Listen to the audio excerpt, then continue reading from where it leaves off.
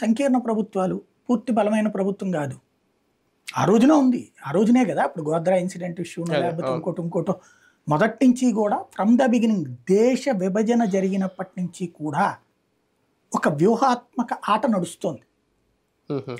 హిందువుల పోలరైజేషన్ కాకుండా ఆ రోజు నుంచి కమ్యూనిస్టులతో కలిసి కాంగ్రెస్ పార్టీ ఒక కథ నడుపుతూ వచ్చింది. అది చాలా కాలం నడిచింది. అప్పుడు హిందుత్వ శక్తుల ఏకీకృతం కానీలా, ఎందుకు ఇవన్నీ వస్తాయి కాబట్టి. విభజన టైంలో జరిగిన నష్టం, ఎన్ని గుళ్ళు కూలగొట్టబడ్డాయి, ఎంతమంది హిందువులు చంపబడ్డారు, ఆ రోజున ఇవన్నీ చర్చకి రానియకుండా ఉండటం కోసం సుదీర్ఘకాలం పాటు గ్యాప్ పెట్టారు.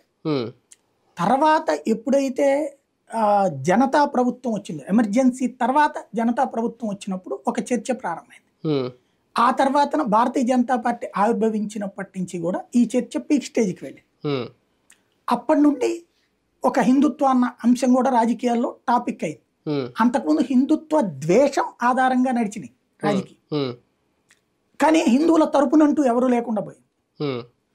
భారతీయ జనతా పార్టీ పుట్టాక హిందువుల తరపును కూడా ఒకరు మాట్లాడే వాళ్ళు ఉన్నారు అన్నటువంటి ఒక కాన్సెప్ట్ వచ్చింది. దీన్ని ఇప్పుడు కాంగ్రెస్ పార్టీ రివర్స్లో చేయాలనుకుంటుంది. రాహుల్ గాంధీ రివర్స్లో చేయాలనుకుంటుంది.